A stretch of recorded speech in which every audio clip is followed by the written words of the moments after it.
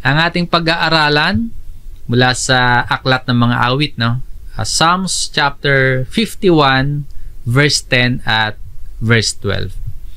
Ang version ng Biblia na atin pong gagamitin, karaniwan po itong ang bagong Biblia at New King James Version. Pero meron din tayong ibang mga version na mababasa or gagamitin tulad ng RTPB, TPB, yung ang bagong yung Magandang Balita Biblia at saka yung King James Version. Yung kabanatang pag-aaralan natin, itong chapter 51, isinulat ni Haring David.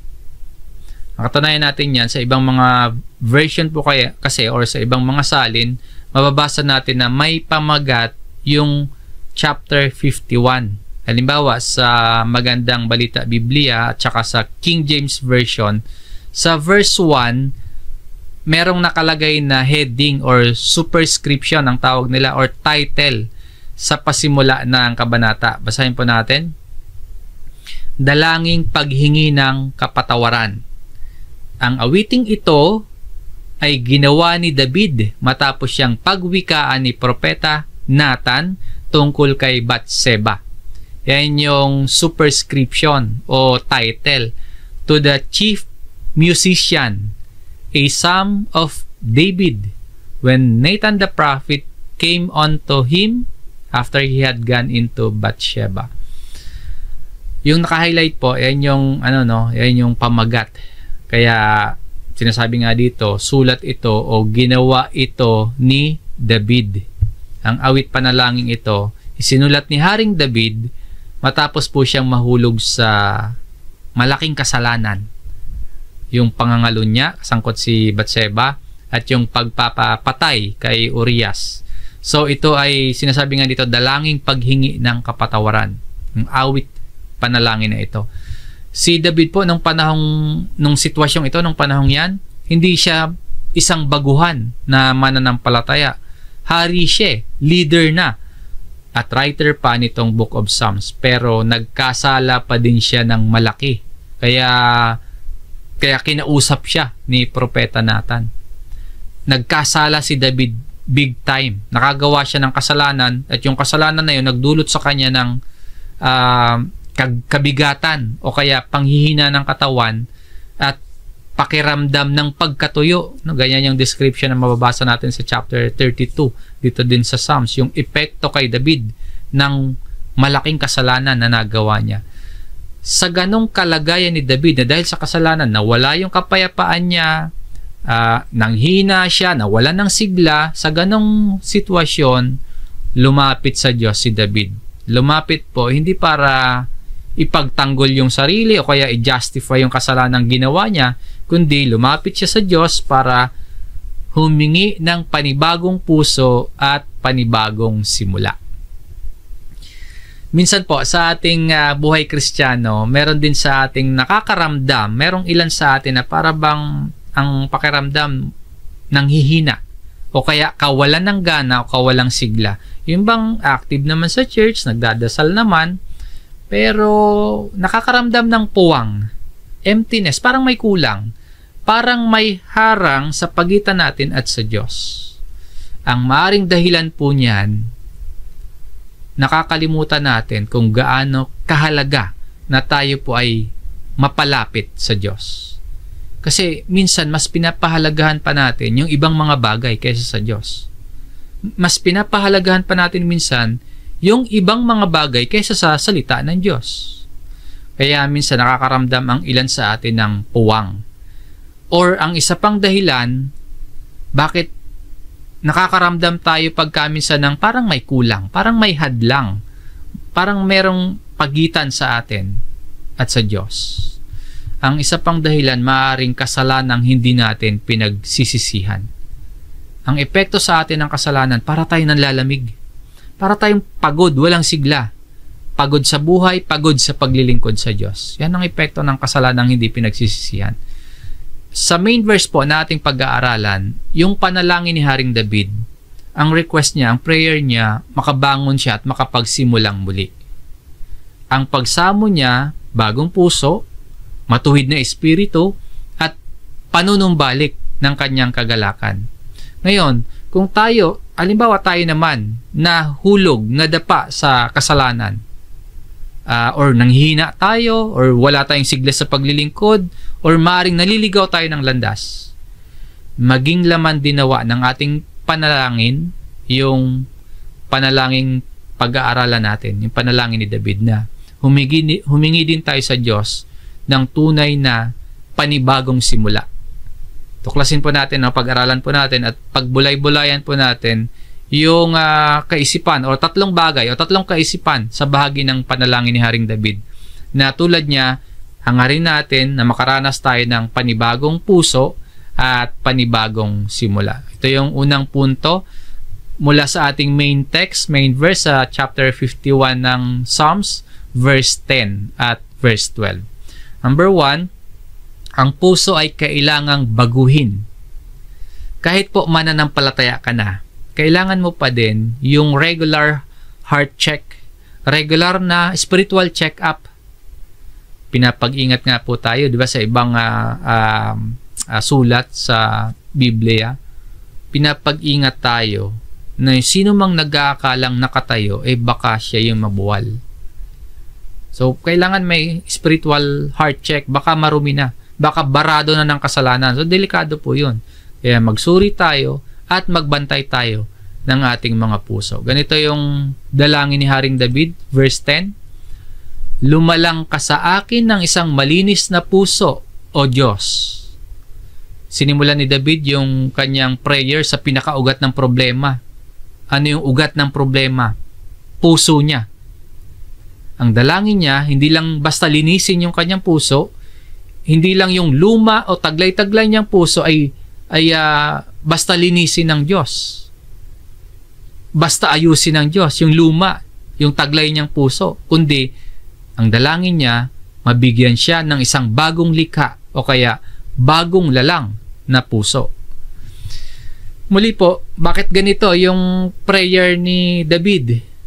Alalahanin natin na mula nang sabihan siya ni Propeta Nathan dahil sa kanyang ginawang kasalanan, malaking kasalanan yon, dahil sa marahil sa pakikipag-usap sa kanya ni Propeta Nathan, na-realize ni David na kailangan niya ang isang bagong puso, kailangan niya isang bago at malinis na puso.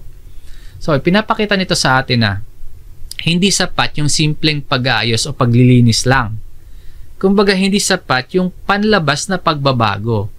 Dapat po, simula sa puso yung pagkakaroon ng pagbabago. Tingnan niya yung salitang lumalang o create sa talatang ito. Sa Hebrew word kasi, ng create o lumalang dito ay bauraw. At kapareho siya sa Genesis chapter 1 verse 1. Nang pasimula, nilikha ng Diyos ang langit at ang lupa. So, ito yung pasimula ng lahat. Nilikha, created. Sa Hebreo, bauraw.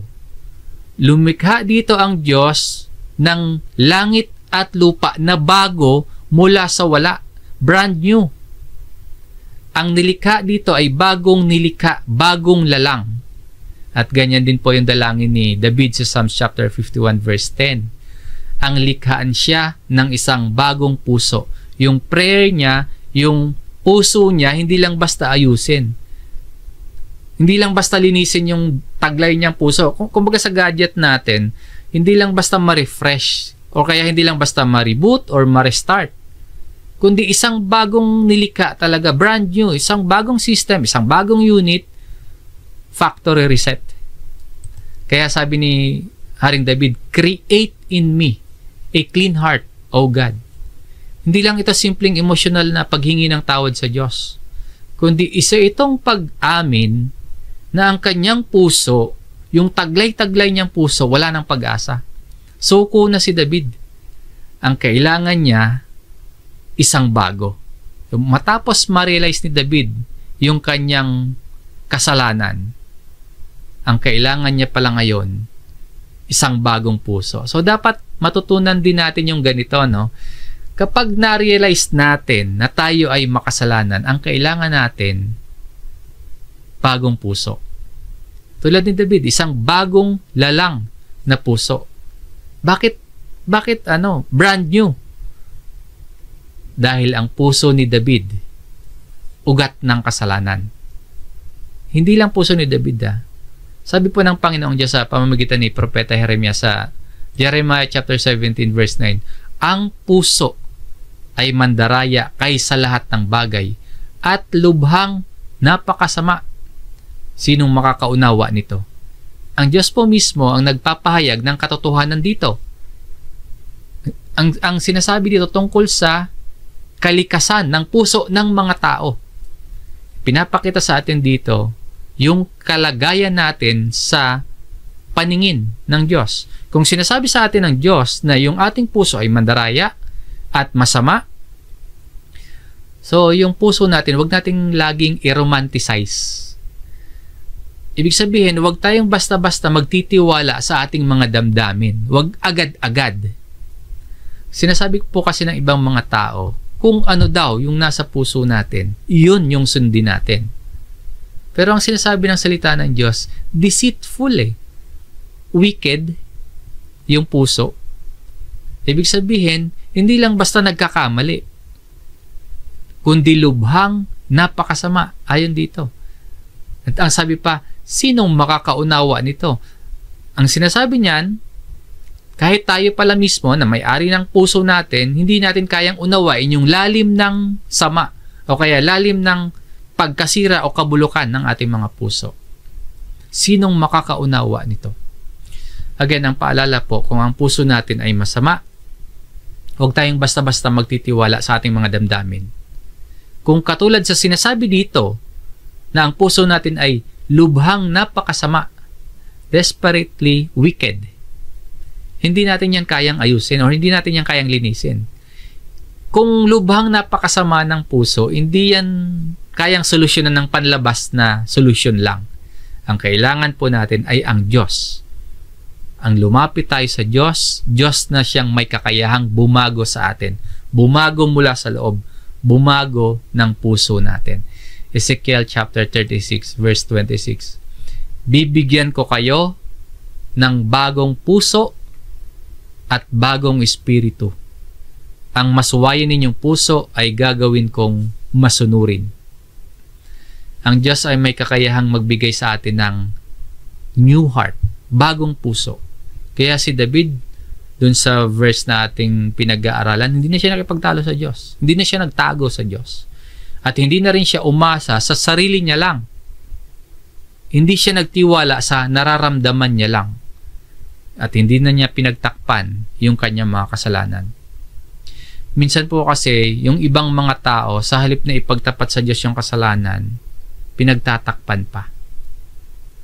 Sasabihin na, oo nga, nakakagawa ako ng isang kasalanan. So, gagawa na lang ako ng maraming kabutihan para mabura itong isang kasalanan ko. Minsan gano'n, no? Sa halip na ipagtapat, lumapit sa Diyos, pinagtatakpan pa, ginajustify pa. O kaya, sa iba, oo nga, kasalanan ito. Ganito yung sinasabi. Kasalanan itong nagagawa ko, pero dito ako masaya Kasalanan nga ito, pero dito umuunlad yung buhay ko. Siguro naman maintindihan na ako ng Diyos. Ang ilang mga tao, kapag nahulog sa pagkakasala, ang prayers nila, Lord, wag mo naman akong parusahan. Kapag nahulog yung ibang mga tao sa pagkakasala, ang prayers nila, Lord, ayusin mo po yung sitwasyon ko. Huwag niyo po akong hayaang mapahiya at huwag sanang mawala yung mga nagpapasaya sa puso ko. No? Sa sarili lang madalas nakatingin. Sarili lang yung madalas iniisip. Pero si David, hindi yung sarili niya, yung inisip niya, kundi mas mahalaga sa kanya yung relasyon niya sa Diyos. Create in me a clean heart, O God. Meron ba tayong inaalaga ang kasalanan?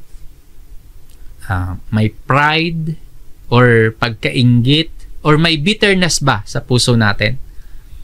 O kaya hinahadlangan ba ng puso natin yung pagsampalataya at pagsunod natin sa Diyos?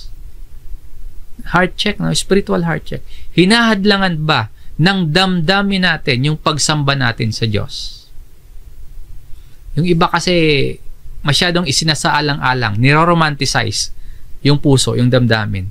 Malulungkot po kasi yung magulang ko eh. O kaya magagalit kasi yung boyfriend ko sa akin, yung girlfriend ko magagalit sa akin, or baka layuan ako ng mga tropa ko, ng mga barkada ko, or baka mawalan ako ng kikitaing pera kapag nag-active ako sa church.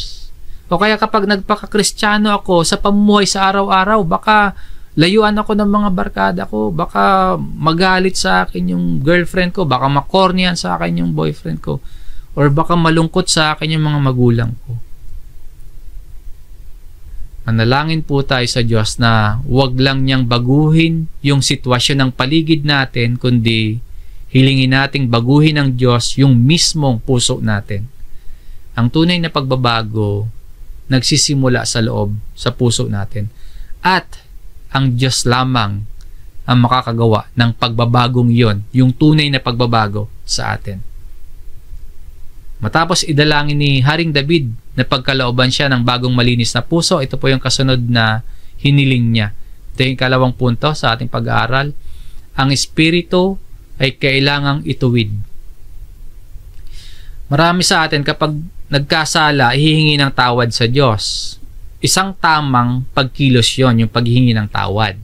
Pero, para sa ilan, sa kabila ng paghingi ng tawad, nananatiling mahina yung loob. Mahina pa din. Para bang ni-repair lang, para bang nilinis lang. Sa panalangin ni Haring David na ating pinag-aaralan, hindi lang bagong puso yung hiling niya. Hindi lang bagong puso yung ilalangin or likhain sa kanya, kundi baguhin din o kaya ituwid din yung kanyang espiritu. Ang espiritu ay kailangang ituwid. Yung espiritu po na tinutukoy dito, panloob niyang pagkatao.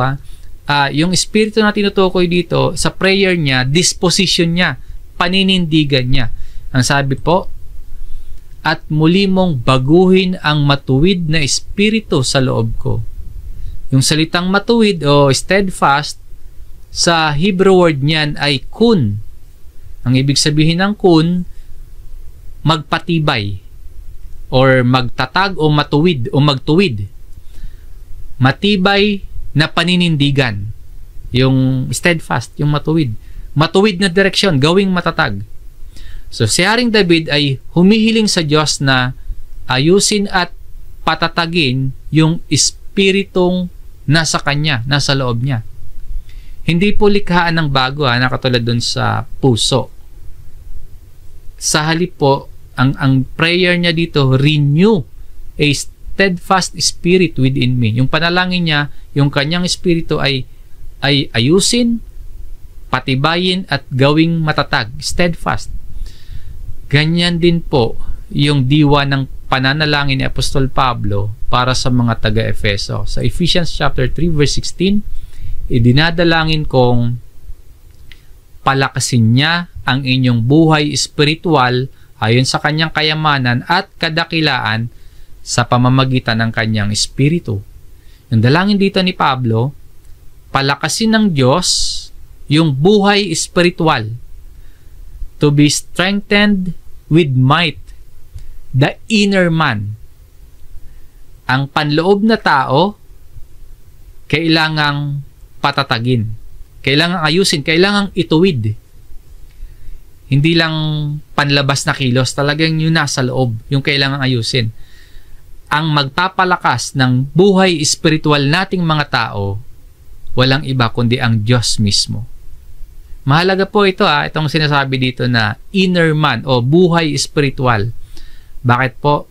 Kasi kung yung loob natin ay mahina, yung inner man, yung buhay espiritual, yung loob natin mahina, madali tayong matatalo ng tukso. Pero kung malakas yung loob natin, kaya nating manindigan para sa tama.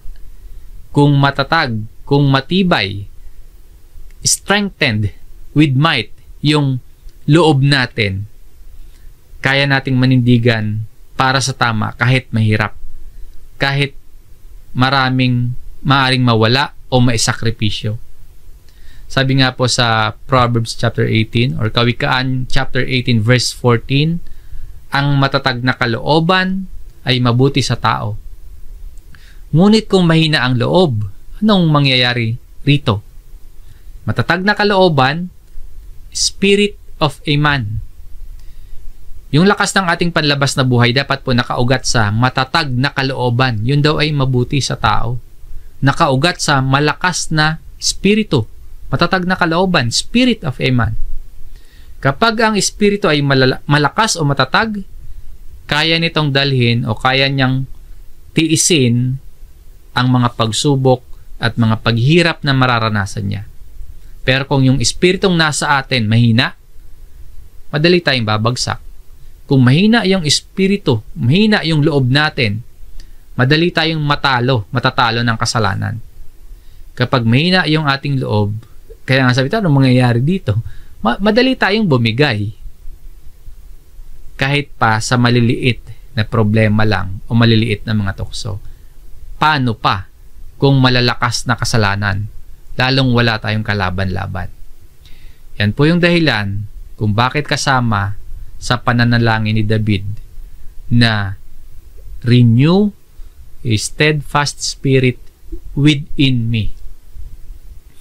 Kung tayo man po ay nanghihina, humiling tayo ng bagong lakas. Naunawaan ni David kung hindi matatag yung espiritu na nasa loob niya, kung hindi matatag yung loob niya, madali din siyang bibigay ulit sa kasalanan. Kailangang ituwid, kailangang patatagin, kailangang baguhin, kailangang gawing steadfast ng Diyos yung ating inner man, yung inner man ni David. Kapag pala nahuhulog tayo sa pagkakasala, dalawang bagay yung kailangan natin gawin. Bagong puso, yung likhaan tayo ng Diyos ng bagong puso, at palakasin yung ating panloob na pagkatao. So dalawa, kapag tayo nahulog sa pagkakasala, pagkalooban tayo ng bagong puso ng Diyos at palakasin ng Diyos yung ating panloob na pagkatao. Huwag lang pala tayong humingi ng kapatawaran. Huwag lang tayong, yes tama, humingi tayo ng tawad, pero hindi hinto doon. Kundi, humingi rin tayo ng katatagan at matuwid na direksyon. Matapos hilingin ni David yung isang bagong malinis na puso at ang matatag na espiritu, mayroon pa siyang isang mahalagang panalangin. Ito yung ikatlong punto ng ating aralin. Ang kagalakan ay kailangang maibalik. Kung bago na yung ating puso at matatag na yung ating loob, ito yung kukumpleto. Kagalakan ng pagliligtas sa atin ng Diyos. Ganito yung dalangin ni Haring David sa verse 12. Ibalik mo sa akin ang kagalakan ng iyong pagliligtas at alalayan ako na may espiritong nagnanais. Restore to me the joy of your salvation. Si David bilang hari, may kayamanan siya, may kapangyarihan siya, sikat siya, tanyag siya, at lahat o kaya maraming bagay sa lugar at panahon niya, kayang-kaya niyang makuha agad. Pero nawala sa kanya itong joy o kagalakan. Bakit wala sa kanya? Bakit nais niyang ibalik? Dahil sa kasalanan, nawala yung kagalakan sa kanya. Dahil sa nagawa niyang kasalanan, yung kagalakan ay nawala, tapos ang pumalit, emptiness, panghihina at kawalang sigla. Kahit pa kung titingnan, si Haring David na sa kanya na yung lahat. Ang dalangin niya rito, ibalik yung kagalakan. Ang kagalakan dito, yung joy na tinutukoy dito, hindi lang basta mababaw na saya, hindi lang emotional na saya, kundi malalim na tuwa.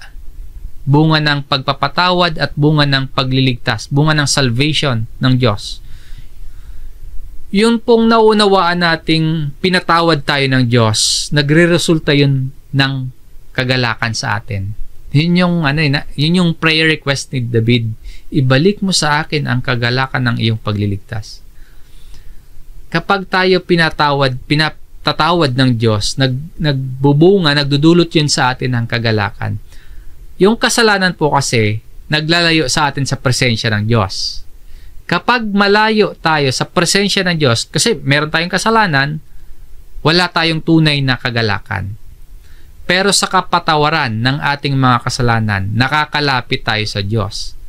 Ngayon, yung paglapit natin sa Diyos, paglapit natin sa presensya ng Diyos, nagbibigay yun sa atin ng tunay na kagalakan. Sa Psalms chapter 16 verse 11. Iyong ipinakita sa akin ang landas ng buhay. Sa iyong harapan ay may kapuspusan ng kagalakan. Sa iyong kanang kamay ay mga kasayahan magpakailanman. So sinasabi dito, in your presence, sa harapan, sa presensya ng Diyos, fullness of joy. In your presence is fullness of joy. Ito yung nawala kay David. So kung malayo tayo sa Diyos dahil sa kasalanan, yung kagalakan nawawala din. Yung kapuspusan ng kagalakan nawawala din. Napapalitan nga yan ng emptiness, napapalitan ng lungkot, ng panlalamig, napapalitan ng bigat ng kalooban. At ito yung nais ipa-restore o kaya ipabalik ni Haring David sa kanya, itong kapuspusan ng kagalakan. Humingi si David na ibalik ito sa kanya ng Diyos kasi hindi naman ito maibigay ng kayamanang material na meron siya, ng kasikatan na meron siya, ng kapangyarihang meron siya. Ngayon, para naman po sa atin, ang solusyon, kung nawalan tayo ng kapayapaan o kaya kagalakan, ang solusyon po, hindi pagpapanggap na okay tayo. Hindi rin pagtatapal ng kayamanan, ng tagumpay, o kaya ng kung ano-anong makamundong mga bagay para masabing masaya lang tayo, maging masaya tayo, o kaya magkaroon tayo ng kasiyahan. Ang solusyon po, paglapit sa Diyos at paghiling na ibalik sa atin yung tunay na kagalakan, fullness of joy. Dulot po yun ng pagpapatawad at pagliligtas sa atin ng Diyos. So katulad ni David, ipanalangin natin na ibalik mo sa akin ang kagalakan ng iyong pagliligtas. Restore to me the joy of your salvation. Kapag nabago yung ating puso at kapag napatawad tayo, yung bigat na dulot ng kasalanan nawawala. Yung tunay na kagalakan kapag napatawad tayo, bumabalik at nagiging masigla tayo sa pagsunod at paglilingkod sa Diyos. Ngayon, bakit pagkaminsan may ilan sa atin na walang sigla, walang galak sa paglilingkod at pagsunod sa Diyos? Baka mayroon tayong kasalanang hindi pinagsisisihan at hindi inilalapit sa Diyos.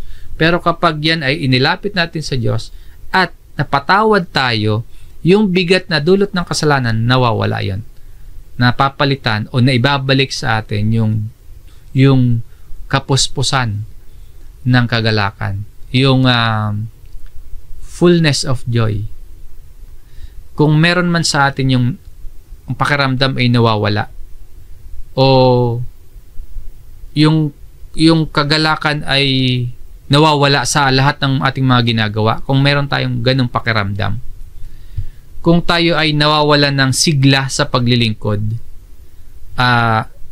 nawawalan tayo ng kagalakan maging sa pananalangin at mga paghahayag ng ating pagsamba sa Diyos, na para bang yung mga yon, prayers, pagsamba sa Diyos, paglilingkod sa Diyos, na yung mga yon parang ginagawa na lang natin para magawa lang, para matapos lang, pero wala nang galak, wala nang sigla. Ang Diyos po ay handang ibalik ito, yung kagalakan na yon. Tulad ni Haring David, manalangin tayo na ibalik sa atin ng Diyos ang kagalakan ng kanyang pagliligtas. Mga kapatid, nakita natin sa panalangin ni Haring David na kapag nahulog tayo sa pagkakasala, ang kailangan natin major operation talaga, major transformation o kaya heart transplant na Diyos mismo ang gagawa. Ang kailangan natin, isang bago at malinis na puso. Kailangan natin ng malakas na espiritu, malakas na kalooban, at kailangan natin ang kagalakan ng pagliligtas sa atin ng Diyos. Yan yung prayer request ni Haring David. Lahat ng kailangan natin, tanging ang Diyos ang makakagawa. Kaya lumapit po tayo sa Diyos tulad ni Haring David. Sa pamamagitan naman ni Propeta Ezekiel, basahin ulit natin itong sinabi ng Panginoong Diyos. Ezekiel chapter 36 verse 26 at 27. Bibigyan ko kayo ng bagong puso at lalagyan ko kayo ng bagong espiritu sa loob ninyo. Aking aalisin ang batong puso sa inyong laman at aking bibigyan kayo ng pusong laman. Aking ilalagay ang aking espiritu sa loob ninyo at palalakarin ko kayo ng ayon sa aking mga tuntunin at magiging maingat kayo sa pagsunod sa aking mga batas. I will give you a new heart, ayon dito, and put a new spirit within you. Sa verse 27, I will put my spirit within you. Ito yung pangako ng Diyos. Hindi lang niya basta lilinisin yung ating puso, kundi bibigyan niya tayo ng bagong puso. At tayo po ay magkakaroon ng bagong simula. Sabi nga po dito sa verse 27, at palalakarin ko kayo ng ayon sa aking mga tuntunin. So bagong simula at magiging maingat kayo sa pagsunod sa aking mga batas. Suriin po natin yung ating mga puso.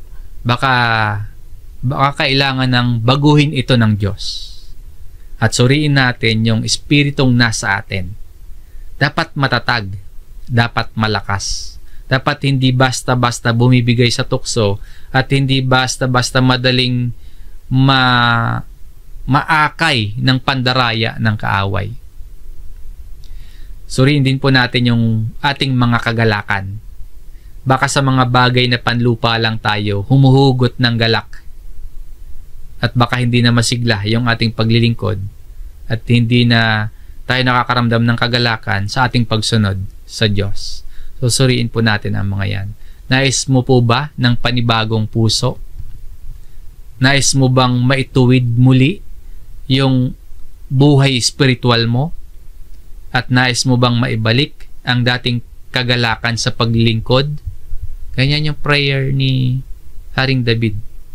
Ngayon, kung yan din po yung nais natin, ito yung tamang oras. Ngayon yung tamang pagkakataon na lumapit sa Diyos.